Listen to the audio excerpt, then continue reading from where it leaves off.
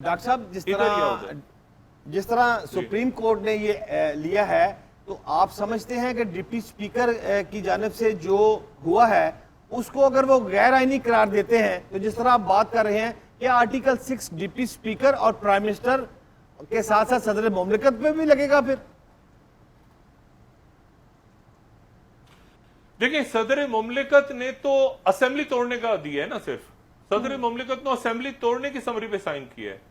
मैं आपसे ये कह रहा हूं कि जो करारदाद और रूलिंग वो दो हैं अलग चीजें। एक है असेंबली डिसॉल्व करना, प्राइम मिनिस्टर ने डिसॉल्व कर दी, ठीक है, और वो उसको डिसॉल्व कर सकते थे जब ये अदम एतमाद की करारदाद ना होती। उसके बाद हमें पता है कि वो नहीं तोड़ सकते थे, तो इस करारदाद को उड़ा दिया गया और फिर असेंबली डिसॉल्व हुई।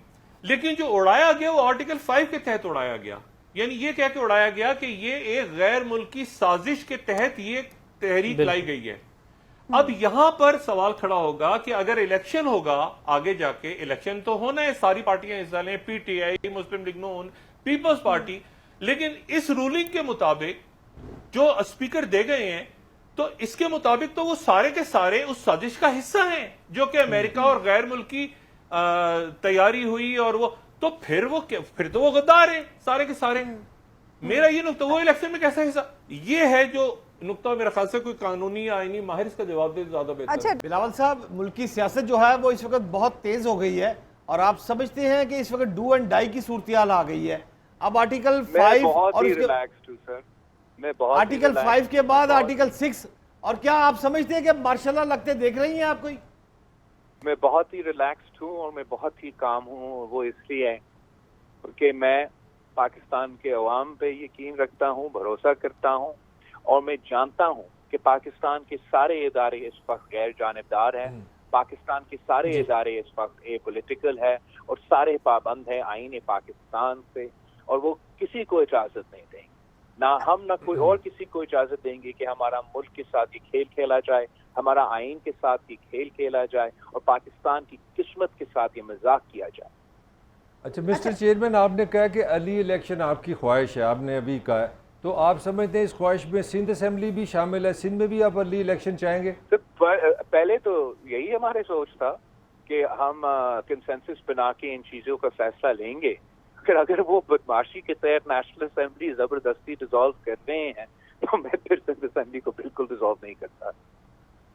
अच्छा बिलावल साहब, ये भी बता दें कि मुत्तहिदा अपोजिशन के, जिसमें पीपल्स पार्टी, नून लीग, बाकी जमातें भी हैं, वो तमाम अरकान अब पार्लियामेंट हाउस के बाहर या अंदर मौजूद हैं, धरना दिया हुआ है। अब नेक्स्ट क्या सिचुएशन देख रहे हैं आप, और नेक्स्ट क्या लाहे अमल होगा, ये भी एक बार फिर से बता दीजिए। इस वक्त हम सब नेशनल असेंबली में मौजूद हैं, इसलिए हम समझते हैं कि आज ही के दिन पे हमारा वोटिंग को सिर्फ ना सिर्फ होना चाहिए था, इसको टेस्ट भी होना चाहिए, और हम उम्मीद रखते हैं कि सुप्रीम कोर्ट की तरफ से कोई इस किस्म का रिलीफ दिया जाए।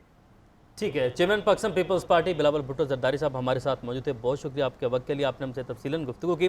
देखें, जिस तरह भट्टी साहब अभी फरमा रहे थे, तो उसमें वहाँ पर लाइट भी नहीं है और इंटरनेट भी बंद कर दिया गया हुआ है, ये भी सूरत हाल है।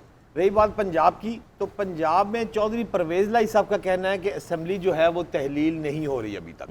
अच्छा, ये उनका मौकफ है। हाँ। अब दूसरी साइड पे देखिए, अगर आप फैक्ट एंड फिगर की बात करें तो वो तो अब बात बहुत आगे चली गई है कि किसके पास तादाद क्या थी क्या नहीं थी। अब तो दिल्ली दूर हंस वाली बात चली गई है, कौन जीता है तेरी जुल्फ के असीर होने तक वो बात है। अब तो बात ये है कि इस वक्त गवर्नर पंजाब भी नहीं रहे और अब इलेक्शन जो भी है वो भी हो गए। लेकिन सबसे दुख और अफसोस की बात जो है वो ये है कि जब पंजाब असेंबली में आज रवैया अपनाया गया ना, वो उस पर बहुत दुख है। एक तो पंजाब असेंबली के अंदर सुबह से जो सिचुएशन चल रही है, सारी सिचुएशन अच्छा, सुबह से खुशी वाली कौन सी बात है मलक साहब? दुख वाली तो सारी है। वो तो एंजॉय कह रहे हैं, प्राइम मिनिस्टर ने तो कहा था कि संडे को आप एंजॉय करेंगे, यही उनका एंजॉय है, आप कर तो रहे हैं। अच्छा डॉक्टर साहब, मैं आपने ये बड़ी माफी चाहता हूँ आर्टिकल 5 की निशानदेही की। डॉक्टर शाहिद साहब, क्या स्पीकर के पास अख्तियार है कि वो जिस पे चाहे आर्टिकल 5 का उसको मुल्ज़म नामजद कर दे? ये पावर है आईन में उनके पास?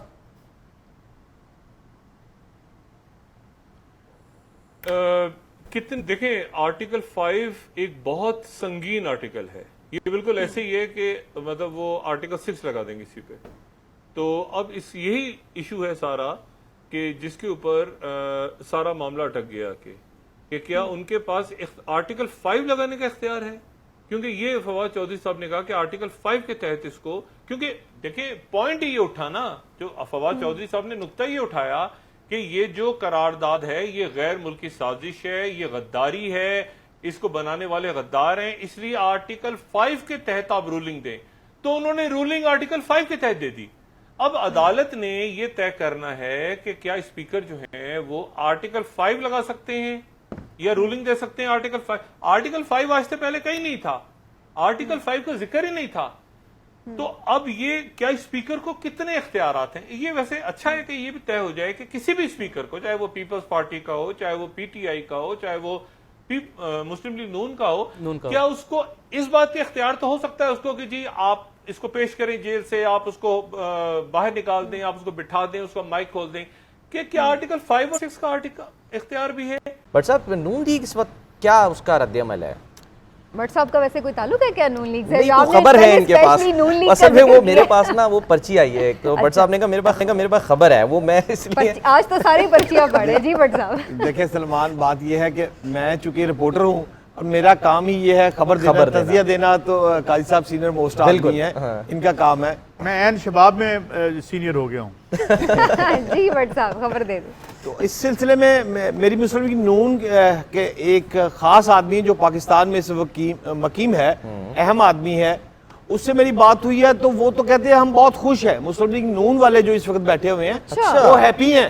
मुस्लिम लीग नून वाले कहते हैं कि हम चाहते थे कि आप मुल्क में इंतखाबात करवाएं, और जितनी सख्तियां 3.5 साल से झेल रही हैं, आप देखें ना, हमजा शहबाज रोजाना कोर्ट में जा रहे हैं, शहबाज शरीफ रोजाना कोर्ट में जा रहे हैं, नैब मरियम नवाज जो है वो नैब की कोर्ट में हिरासत में, तो ये सारे मामला तय करते 3.5 साल हो गए थे। बिल्कुल।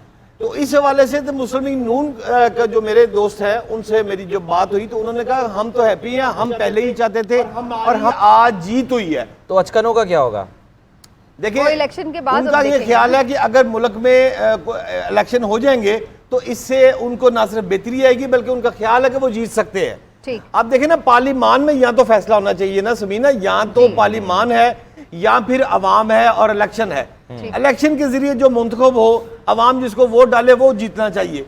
तो ये कोई तरीकाकार नहीं है कि हम डंग टपाऊ की पॉलिसी अपनाते हुए कोई बाय फोर्स काम कर लें। तो इसका तरीकाकार ये है, लिहाजा मुस्लिम लीग नून जो है इस वक्त वो हैप्पी है। पीपल्स पार्टी के जो हमारे जराए हैं इस्लामाबाद में, वो वहां पर एक अजीब सी खिचड़ी पकी हुई है पिछले 2-3 रोज से।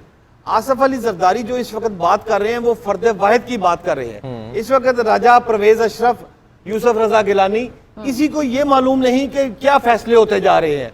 इवन के बिलावल साहब तक भी परेशान है, यहाँ उनको आसफ अली जरदारी साहब ने ये बात बताई हुई है। जैसे कि पंजाब में हमजा शहबाज को टिकट दी गई, वफाक में ऊपर शहबाज शरीफ को टिकट दी गई, तो ये जो बाकी मामला थे, हत्ता कि जिस तरह शहबाज शरीफ ने बैठकर अपनी कबीना तश्कील दी और उसमें नाम आ रहे थे, आसफ अली जरदारी ने अपने प्यारों बंदों से किसी से ये भी बात नहीं की कि आपका वजीर खारजा क्या बिलावल होगा या आपकी शाजिया मरी वजीर इत्तलात होगी। अच्छा। तो वो बिल्कुल ब्लाइंड बैठे हुए हैं। तो जो हमारे, मेरी बात समझ रहे होंगे जो पीपल्स पार्टी के करीबी लोग हैं, कि इस वक्त वहां भी सबके जो है ना वो उदास चेहरे हैं थोड़ी सी। आप ये कह रहे हैं भट्ट साहब, अगर माफी अगर मुझे इजाजत दें, कि क्या उनको एतमाद में उन्हें पता ही नहीं था कि ये क्या हो रहा है, या उन्हें पता था? भट्ट साहब आप बात कर रहे थे पंजाब के हवाले से भी, इस पर भी जो मरासला है इस पर भी गुफ्तगू जारी है। पैरेलल एक साइड पे शेख रशीद साहब ने भी कहा कि पंजाब और खैबर पख्तूनख्वा की असम्बलियाँ भी हमें तहलील कर देनी चाहिए, ये बात वहीं पर आ गई थी। पंजाब में भी क्राइसिस आ सकता है, और पंजाब में भी क्राइसिस ऑलरेडी है, गवर्नर नहीं है, वज़ीर आला नहीं है, तो पंजाब में क्या चल रहा है? देखें, जिस तरह भट्टी साहब अभी फरमा रहे थे, तो उसमें वहाँ पर लाइट भी नहीं है और इंटरनेट भी बंद कर दिया गया हुआ है, ये भी सूरत हाल है। रही बात पंजाब की, तो पंजाब में चौधरी परवेज लाई साहब का कहना है कि असेंबली जो है वो तहलील नहीं हो रही अभी तक। अच्छा। ये उनका मौकफ है। हाँ। अब दूसरी साइड पे देखिए, अगर आप फैक्ट एंड फिगर की बात करें तो वो तो अब बात बहुत आगे चली गई है कि किसके पास तादाद क्या थी क्या नहीं थी। अब तो दिल्ली दूर हंस वाली बात चली गई है, कौन जीता है तेरी जुल्फ के असीर होने तक वो बात है। अब तो बात ये है कि इस वक्त गवर्नर पंजाब भी नहीं रहे और अब इलेक्शन जो भी है वो भी हो गए। लेकिन सबसे दुख और अफसोस की बात जो है वो ये है कि जब पंजाब असेंबली में आज रवैया अपनाया गया ना, वो उस पर बहुत दुख है।